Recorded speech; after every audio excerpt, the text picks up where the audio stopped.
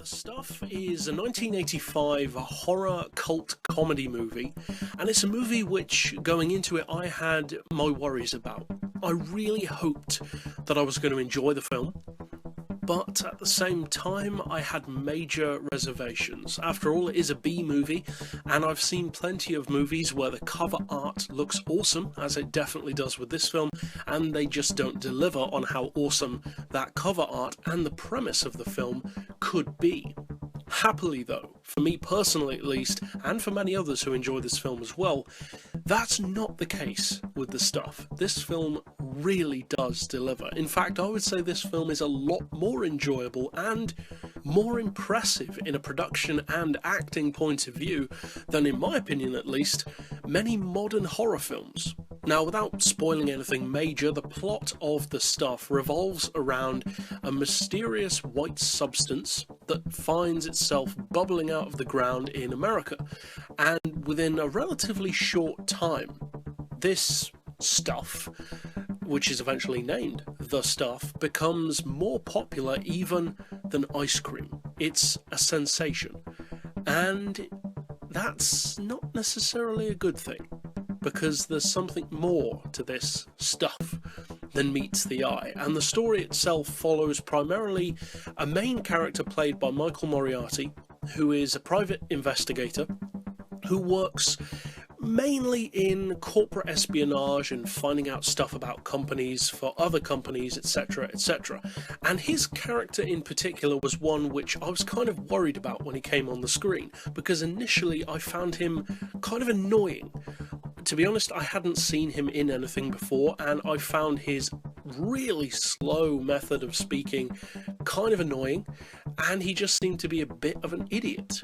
But you soon realise that that's supposed to be the case, that's part of the humour in the film, and he only gets better, to the point where he's absolutely hilarious. Now, the film is a comedy, but it's not necessarily a comedy that you'll be constantly laughing through.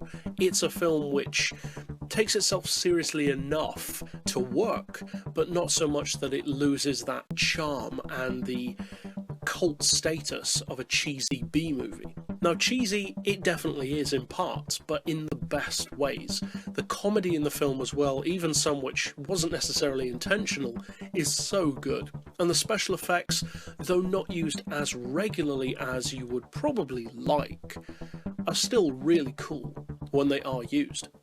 And notably, some of the special effects on this film are actually used, the exact same equipment in fact, in A Nightmare on Elm Street. So it's a film with quality behind it, despite the fact that it's a B-movie. I would say this is one of the better B-movies that you can find. The name, the title of B-movie invokes this kind of aura of lesser quality, or a film that doesn't take itself seriously enough. That's not the case with this movie. It knows what it is, and it uses that to its advantage. And above all, I would say that this film has something which most modern horror films don't even think about, but it's something that's so important, and that is charm. This is a charming film. The performances in the film are charming. The concept itself, the way it's carried out, just has this intangible quality, and charm is about as close as you can get to describing it, that just endears you to the film. Is it an Oscar-worthy movie? No, of course not. But I would say it's endlessly rewatchable and very, very fun. Now, I mentioned, of course, that Michael Moriarty is the main character, but there are also some great characters in this film apart from him. Notably, Paul Sorvino playing an old-school, hard-nosed colonel. There's Garrett Morris playing possibly my favourite character in the whole film, Chocolate Chip Charlie, who is a hilarious character, for my taste in comedy at least. And also, this is notably the last movie that you would see the actor Alexander Skirby in before his death. So, for fans of him, that's also notable as well. I can't say that I'm a huge fan of his work or that I've seen much of his work, but for those who are fans, it's notable for that. So, what about the ratings? Well, first of all, as always, we have the story and the plot. And for the story and plot of The Stuff, I'm going to give this film a very generous 7. Now, Really, it probably shouldn't be that high, it's more like a 6, but I'm giving it a 7 because of that charm that I mentioned earlier. The film manages to present itself and be enjoyable beyond its raw tools. It's a very good film considering how ridiculous the premise is. It's fun, it's rewatchable, it's funny, etc. So overall, I'm going to give it a 7 because what they managed to do with what they had to work with, I think is really impressive.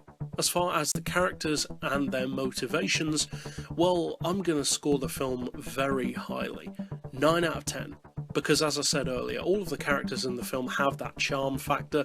They're all interesting, quirky, and very funny characters. And each one of them, even those who aren't necessarily traditional good guys, or even some who aren't necessarily bad guys, but are just in between somewhere, they're all interesting characters. They're funny, they're quirky, and you care about them, which is the strange thing in a film where really you would never expect to. As far as the visuals and effects, I'm going to give the film a 7, because although there are a good amount of practical effects in general, superimposed stuff, etc., and when they're done they are very entertaining, though sometimes you can see how it's done, but in a film like this that doesn't really detract from it, it just adds to the appeal. For me though, there just weren't quite enough special effects. Granted, the budget, of course, of $1.7 million, albeit in 1985, would have had a bearing on that, but still, with a B-movie, you go into it expecting certain things, and one of them is practical effects. And although the practical effects are great, just 2 or 3 more occasions where they could have been shown off would have been really cool, and that would have certainly given it a higher rating for me. As it is, I really enjoyed the special effects and the look of the film overall. I love movies that have an old school look in the 70s and 80s, that grainy, not as good quality as today, which gives them a different feel. So overall, I'm giving it a 7. As far as the audio and the soundtrack, in that regard it does suffer a little bit. I'm giving it a 6 because the music is interesting, not necessarily matching up to the mood in all places, but again, that's kind of what B-movies do. It's upbeat, it's fun, but the sound in particular, not the music, but the sound capturing, the sound design, sometimes wavers a little. Sometimes the speech is a bit muffled, you can't quite hear them properly, which is a trait of older films sometimes, especially lower budget ones, and that does hurt it a little bit. So overall, I'm giving it a 6 in that regard. It's not awful, it's certainly interesting enough to be higher than a baseline of 5, but it would have been higher had the quality of the audio been a bit better. And finally, for the most subjective category to me personally, of course, the rewatchability and entertainment. And there are definitely people who will disagree with this, but for me personally, I'm going to give The Stuff a 10. And that is very high as I can give it in fact, because that's the way I feel about this film. It's so rewatchable, it's a huge amount of fun. The film's only 82 minutes long, so you don't have to set aside a massive amount of time. It's the perfect film to watch with a group of friends to have a laugh. It's the kind of film that you can talk over and you don't really miss a huge amount, but if you're on your own you can have just as much fun with it. It's funny, it's well made for a B-movie, the characters are great, and it's just, above all, fun. Really good fun. It's technically a horror, but it's not horrifying. So overall, that means that as a tabulated score of all of the individual categories put together, I'm giving this stuff a very respectable 3.9 out of 5. And overall, it goes without saying, of course, I would definitely recommend that you check out this film, due to the fact that it is a cult classic, in a similar way to things like the 80s remake of The Blob, They Live, etc. Used prices on DVDs or Blu-rays tend to be a little higher than for some others, but I would say this is one that is worth checking out if you can pick one up. But overall, that's it for this particular review. I'll see you guys next time, and as always, thanks for watching.